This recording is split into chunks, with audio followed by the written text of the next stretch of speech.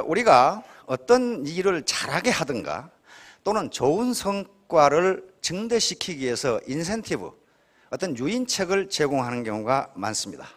예를 들면 성과급 같은 것이 가장 좋은 예예요. 어떤 판매 목표를 정해놓고 이것보다 더 많이 파는 사람은 성과급 얼마 주겠다. 그렇게 되면 전부 다 보다 잘 이 세일즈를 하기 위해서 노력한다. 이런 게 유인책인데, 인센티브인데, 인센티브에 유인책의 역효과라는 게 있습니다. 다시 말하면 좋은 결과를 가져오기 위해서 유인책을 썼는데, 인센티브를 주었는데 전혀 예상하지도 못하고 또는 본래 성과보다 더 나쁘게 성과를 가져오게 하는 유인책들이 굉장히 많습니다. 굉장히 많아요. 국가건 기업이건 조직이건 또는 사설 단체에도 그런 perverse incentives라고 하는데 이 유인책이 굉장히 많습니다. 이 대표적인 예가 코브라 효과입니다. 자, 코브라 효과. 영국이 인도를 식민 지배했을 때 그 당시 수도가 델리인데 델리에 이 맹독성 코브라가 너무 많아. 그 당시에 무슨 뱀 독을 제거할 수 있는 의술이 있는 것도 아니고 물리면 죽어. 그래서 영국의 총독부의 엘리트 관료들은 이 코브라를 제거하는 방법을 구상해냅니다. 그래서 인도인들에게, 인도 국민들에게 코브라를 한 마리 때려 잡아오면 돈을 얼마를 주겠다. 아주 굉장히 좋은 정책이죠. 그러면 서로 코브라를 잡아오면 델리 시내에 코브라가 없어질 것이다. 이렇게 생각했어요. 그런데 1년이 지나고 2년이 지나도 코브라 잡아오는 코브라 숫자가 줄기는 그냥 더 늘어. 그래서 총독부 관리들이 조사를 해보니까 집집마다 코브라를 키우고 있어. 아니, 한 마리 잡아오면 돈 준다고 그랬잖아. 그러면 키워서 많이 잡아가면 될 거 아니에요. 그래서 총독부 관리들이 아이고 이거 아무 효과가 없구나 하고 잡아오는 대가 보상금 지급을 중단해버리자 델리 시내에 코브라가 엄청나게 늘어나 버렸어요. 키우던 코브라를 다 갖다 내버리니까. 그렇죠? 이거 돈 안 준다는데 뭐 때문에 먹이 주고 키우겠어요. 그러니까 코브라 효과는 코브라를 제거하기 위해서 제공한 인센티브가 오히려 코브라 숫자를 늘렸어요. 그렇죠? 여기 지금 어르신들은 초등학교 때 쥐꼬리 많이 잘라갔죠. 저도 쥐잡아가 쥐꼬리 많이 잘라갔어요. 쥐가 많아가지고 그 당시 가을 거지를 해가지고 낯가리를 해놓으면 쥐가 거의 한 30%를 먹어치워. 그러니까 그걸 잡으려고 쥐꼬리 잘라오기를 했어요. 베트남이 프랑스 식민지였는데 베트남 총독부의 관리들이 보니까 하노이, 그 당 수도가 하노이인데 하노이에 쥐가 너무 많아.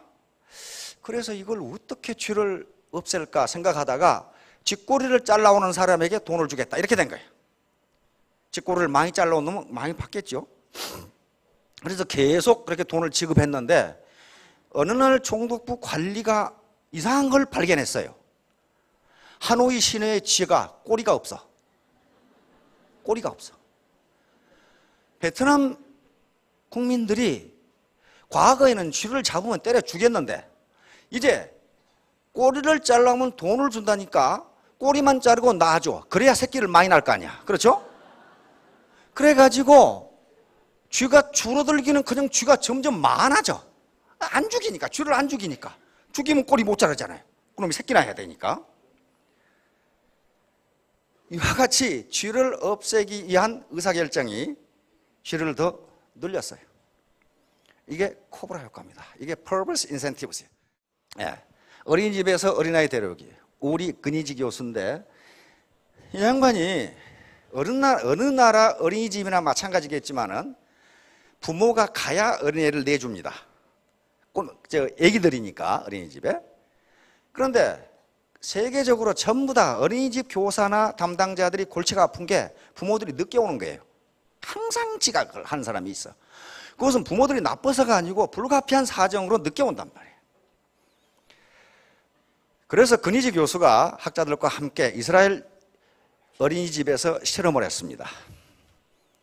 늦게 온 사람은 벌금을 매긴다 그 말이에요. 늦게 온 사람은 벌금을 매긴다. 그러면 어떻습니까? 뭘 기대했어요? 벌금을 안 내기 위해서 모든 부모들이 빨리 올 것이다 그렇게 착각했는데 며칠 지나자 지각자가 2배로 늘었어. 왜 그렇게 했어요? 벌금을 안 매길 때는 늦게 가면 굉장히 미안했어. 나 때문에 어린이집 교사가 퇴근을 못 하는구나. 그런데 벌금을 매기니까 어때요? 내가 늦는 것은 정당하다야. 그렇죠? 내가 늦는 건 정당. 돈 주면 될 거 아니냐. 이게 돈 주면. 그러니까 미안한 생각이 없어지고 정당한 권리로 생각하는 거예요. 내가 늦는 걸. 이게 퍼버스 인센티브예요. 뭔가 사태를 개선하기 위해서 하는 의사결정이 사태를 악화시켜. 이게 이제 집단지성의 중요성이에요. 여기 계시는 분들도 여러 번 망해본 분들이 계실 거예요. 뭐 지금까지 순탄하게 지내온 분들도 계시지만은 여러 번 어려움을 겪었던 분들이 계십니다. 왜 그럴까요? 혼자 의사결정을 해서 뭔가 시작할 때는 그것이 최적이라고 생각해서 한 거예요. 그러나 예상하지 못한 문제가 있었던 거예요. 예상하지 못. 그러니까 그게 망하는 거예요. 그렇다면은 혼자 의사결정을 하지 않고 집단 의사결정, 다시 말하면 집단지성이 굉장히 중요하다. 나 혼자 하지 말고 요것을 비판적 사고라고 합니다. 비판적 사고라는 것은 어떤 문제를 한쪽 시각으로만 보지 말고 여러 각도에서 보아야 된다는 거예요. 그런데 모든 인간은 고정관념이라는 걸 가지고 있기 때문에 혼자서 여러 각도에서 볼 수가 없어요. 왜냐하면 자기는 그것이 최적이라고 생각하거든. 그러나 이와 같이 애터미 조직처럼 각양각색, 여러 가지 경험, 학력, 또는 나이, 성별 이런 사람들이 모이면은 자동적으로 여러 각도에서 보게 돼요. 그래서 최적 의사결정이 이루어집니다. 이게 집단지성이에요. 자, 이런 것들이 집단지성입니다. 함께 하는 거예요. 이렇게 함께. 요 퍼즐을 맞추는데 혼자 맞추는 것보다는 같이 맞추는 게 더 정확하고 빨라요. 이게 집단지성이에요. 이렇게 같이 하는 게 빠릅니다. 혼자 자전거를 타는 것보다 여러 사람이 같이 타는 게 힘이 덜 들어요. 마찬가지. 컬렉티브 인텔리전스라는 게 이런 책이 많이 나와 있습니다. 원서로 집단지성. 어떻게 혼자보다 같이 능력을 발휘할 것이 하는 문제예요. 자, 여기 보세요. 요 두 염소가 여기 지금 서로 자기 먹이를 먹으려고 잡아다니지만은 먹지 못해요. 그러다가 왜 그럴까? 번쩍 아이디어가 떠올라서 이놈 먹고 다 먹고 같이 먹으면 되잖아요. 이게 집단지성이에요. 나만 먹겠다고 하면은 둘 다 못 먹어요. 둘 다 못 먹는다. 자, 이제 누가 부자가 되는가? 본격적으로 한번.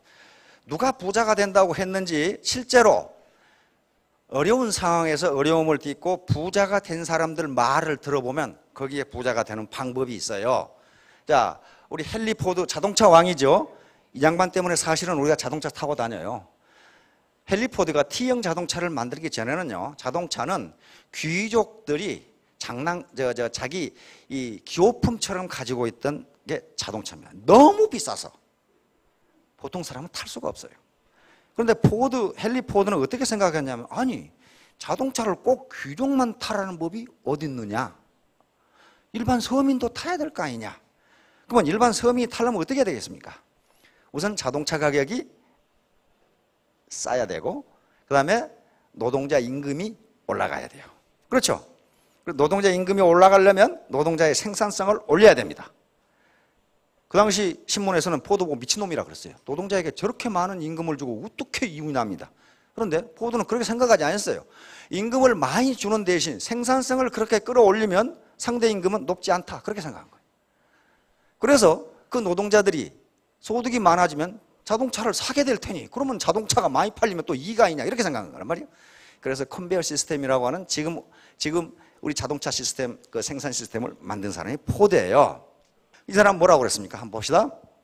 대부분의 사람들이 사소하다고 무시하는 것들에 관심을 갖는 소수가 부자가 된다. 그래서 자, 사소한 곳에 돈이 있다는 거예요. 중요하고 멋진 곳에 돈이 있습니다. 있는데 그건 보통 사람들 몫이 아니에요. 똑똑하고 잘난 분들이 다 그 자리를 차지하고 있어서 그쪽에 가서 기웃거렸다가는 쪽박차기 딱 맞아요. 신림동 고시촌에 가면요, 사법고시 본다고 한 10만 명이 우글거리고 있어요. 말이 고시 준비생이지 실제로는 백수입니다. 그렇죠? 쥐가 백수지 뭐예요 그게. 근데 제가 보기에는 거기 안 있을 놈이 그거 있어요. 그 실력 가지고는 고시 합격 못해요. 그런데 10년째 고시 공부를 하고 있는 놈이 있어. 그거 뭐예요? 똑똑하고 머리 좋은 사람들이 차지해야 할 자리를 지가 차지하려고 하기 때문에 그렇단 말이에요. 그런 자리가 없는 게 아니에요. 멋지고 폼 잡으면서 돈을 벌 수 있는 자리가 있는데 그건 보통 사람들의 자리가 아니라는 거예요. 그럼 보통 사람들이 돈을 얻을 수 있는 것은 사소하다고 무시하는 것들에 돈이 있어요. 돈이 있다고. 이건 제가 한 소리가 아니고 헨리 포드 자동차 왕이 한 소리예요, 지금. 자동차 왕이. 그래서 이제 담대 심소란 말은 담력은 크고 멀리 크게 보면서 심소는 세밀하게 본다는 거예요. 자세하게 본다. 자세하게 본다. 일반적으로 장군이 갖춰야 할 덕목을 담대 심소라고 합니다. 장군은 담력이 크고 전장 전체를 볼 수 있는 눈이 있어야 되고 부하 하나하나에 대해서 세밀하게 살필 수 있는 그런 능력, 무기체계 하나하나에 대해서 세밀하게 살필 수 있는 그런 마음가짐을 가져야 장군이 된다고 돼 있습니다. 담만 크고 세밀하지 못하면 어떤 현상이 빚어지냐면요, 일은 크게 잘 벌리는데 뒷감당을 못해. 근데 그런 사람 많이 봤어요. 일 벌리는 데는 기가 막혀. 근데 항상 보면 손해야. 입에서는 맨날 억억 그래. 억억 그러는데 주머니에는 동전 한 푼도 없어. 근데 그 사람이 능력이 없냐면 있어요. 있는데 일을 벌리는 능력이 있는데 수습할 능력이 없어요. 따라서 경영자든 리더든 장군이든 애터미 사업자들은 담대 심소해야 크게 성공할 수 있습니다. 이 시대의 흐름과 경제의 흐름을 크게 넓게 볼 수 있어야 되고, 그 다음에 우리 스폰서, 우리 파트너들 세밀하게, 유통의 흐름을 세밀하게 볼 수 있어야 됩니다. 만약에 세심하기만 하면은 큰 실수는 안 해요. 그런데 크게 성공하지도 못해요. 마음이 너무 작으면. 그리고 사소한 문제에 대해서 자기가 상처를 받아. 파트너 중에는 별의별 인간이 다 있거든요. 그걸 어떡하겠어? 자기가 컨트롤할 수 있는 변수가 아니에요. 그런데 그 파트너가 한 조그마한 문제에 대해서 스폰서가 너무 큰 상처를 받으면요, 일을 전개해 나갈 수가 없어요. 따라서 담대와 심소라는 덕목이 두 개 다 갖추어져야 돼요. 일반적으로 훌륭한 경영자들은 두 개를 다 갖추고 있어요. 애터미 리더는 마찬가지입니다. 우선적으로는 셀프 리더예요. 왜 셀프 리더예요? 자기가 자기를 리드해야 돼. 애터미는 진입과 퇴출 자유가 있습니다. 아무런 비용 부담 없이 법률적인 하자가 없으면 누구든지 회원이 될 수 있고 사업자가 될 수 있어요. 그리고 하다가 하기 싫으면 지 마음대로 나가도 그만이에요.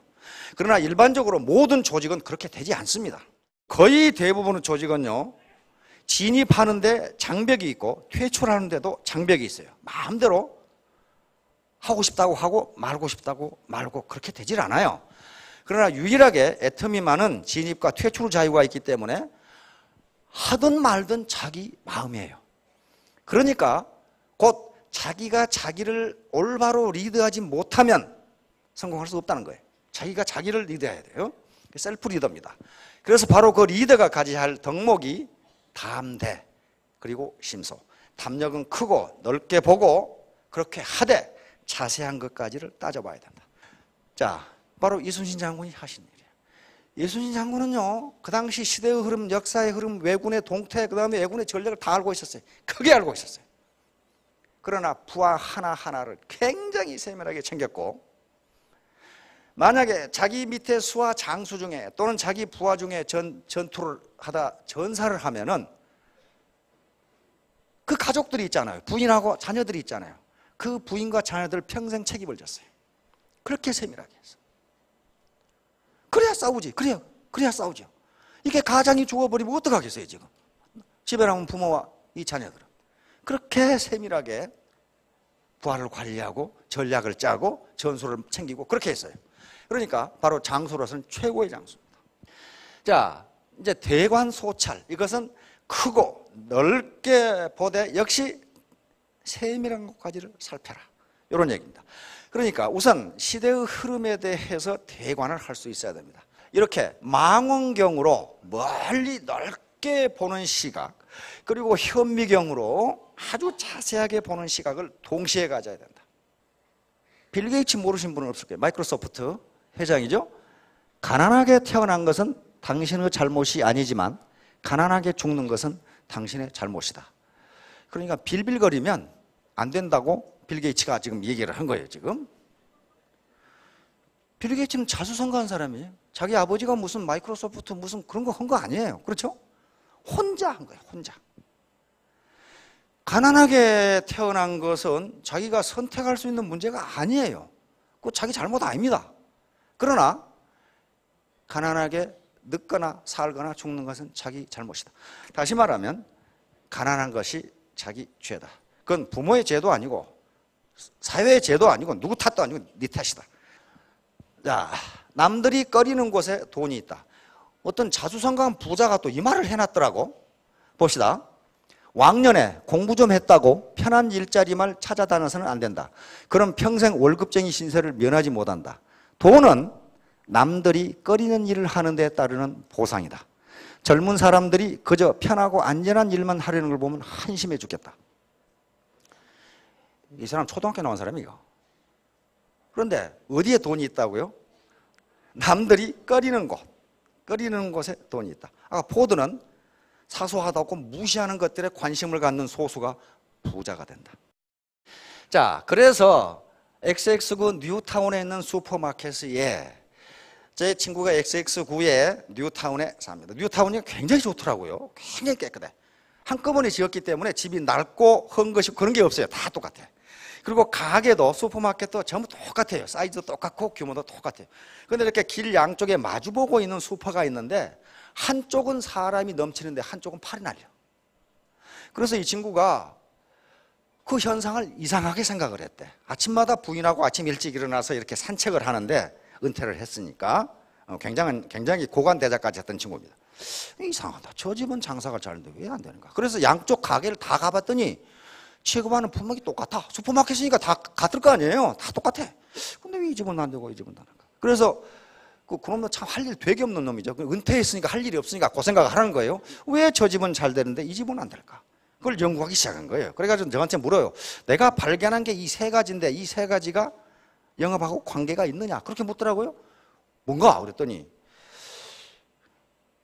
이 집은 7시 반에 문을 여는데 저 집은 8시 반에 열더라는 거예요. 그 다음에 이 집은 가면은 주인이 반갑게 인사하면서 맞이하면서 알지도 못하는데 뭐 요즘 건강 어떠십니까? 그럼 헛소리도 했었고 뭐 날씨가 덥지요? 뭐 물어보지도 않았는데 그렇게 이야기를 하는데 이 집은 가니까 완전히 쥐똥 씹은 얼굴을 하고 있어가지고 그 모양이더라 이거야. 그 다음에 이 집은 문 닫는 시간이 10시인데 이 집은 문 닫는 시간이 11시다 이거예요. 다시 말하면 11시부터 12시 사이에 늦게 공부하던 학생들이 그때 뭐 출출해서 사 먹으러 오는데 이 집은 문 닫았다 그 말이에요. 그런데 인간은 관성이라는 게 있습니다. 한 번 가면 그 집에 계속 가요. 그래서 이게 영업하고 관계가 있느냐? 그런데 관계가 있어요. 그렇죠. 새벽에 일찍 문을 연다는 것은 새벽같이 출근하는 사람들이 우유와 빵을 사러 온다고. 그렇죠. 근데 또 한 가지 특이한 점은 이쪽 영업이 안 되는 주인 녀석은 사람이 없으면 혼자 요 차일 밑에 앉아서 소주 퍼먹고 앉아있다 이 말이에요. 술 퍼먹고 앉아있다 퍼먹고 누가 거길 가겠어요. 그러니까 그 주인은 저 집은 안 되는데 이 집은 나는 잘 되는데 나는 왜 안 될까? 네, 복이 이것밖에 없는가 하면 복이 아니에요. 분명히 근거가 있잖아요. 그래서 전번에 또 가봤더니 잘 되는 집은 증축하고 있더라고. 저쪽 안 되는 집은 차일 밑에 혼자 앉아있어. 요 파라솔 밑에. 그만큼 부자는 과학적 근거가 있는 것이지 누구는 재수가 좋고 누구는 재수가 없고 그런 게 아닙니다. 부자의 개념, 누가 부자인가? 우리 국민 모두는 나는 부자가 되어야겠다고 하는 어떤 무의식적 그런 관념을 가지고 있습니다. 그러면 누가 부자인가 하는 건데 부자의 정의는 여러 가지가 있는데요. 경제적으로 자유로운 사람이에요. 내가 쓰고 싶을 때 쓰고 돈의 절대적 액수가 아니고 내가 쓰고 싶을 때 돈의 제약을 받지 않을 수 있는 사람, 경제적으로 자유로운 사람이 부자입니다. 근데 통상 그렇게 하면 또 애매하니까 자료를 보면은 그게 점점 늘어나긴 하는데 자기 집이 있고 현금이 10억 있는 사람. 그 정도 가지고 계십니까? 자기 집이 있고 현금 10억 있는 분? 근데 그게 또 늘어났더라고. 20억으로 또 늘었더라고. 자기 집이 있고 현금이 20억 정도 있는 사람을 부자로 생각한다. 20억 있으면 좀 쓸만하겠죠. 자기 집이 있고 자기 집 가격 놔두고. 자, 그런데 현재 높은 소득이 곧 경제적 자유를 의미하지는 않습니다. 우리 주변에 보면요, 자수성가형 부자가 의외로 많아요. 다시 말하면 자기가 일해서 자기 아이디어로 돈을 번 사람이에요. 옛날에는 상가에 가게를 한다든가 뭔가 슈퍼마켓을 한다든가 해서 이렇게 됐어요. 자수성가형 부자. 그러면 우리가 희망을 가질 수 있는 것은 자수성가형 부자예요. 지금 백마탄 왕자를 만날 수도 없고, 지금 여자분들은 무슨 재벌 3세를 만나기가 조금 늦은 것 같고 그렇잖아요.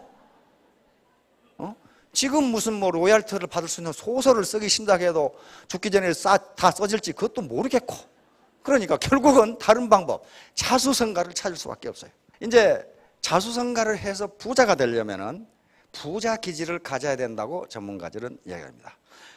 부자 기질과 가난뱅이 기질이 따로 있다는 거예요. 그런데 부자 기질, 사고만, 부자 A입니다. 긍정적이고 낙관적인 사고만. B는 부정적이고 비관적인 사고만. 이것은 누차 설명을 했습니다. 이게 자기충족적 애언이고 피그말리온 효과라는 그겁니다. 즉 믿는 대로 이루어진다. 이건 이미 학문적으로 아주 여러 번 증명된 그런 사실입니다. 내가 부자가 되겠다는 강한 신념이 있으면 거기에 테크닉도 나오고 그렇게 된다. 그런 얘기입니다. 자, 새로운 대안 애터미 사업.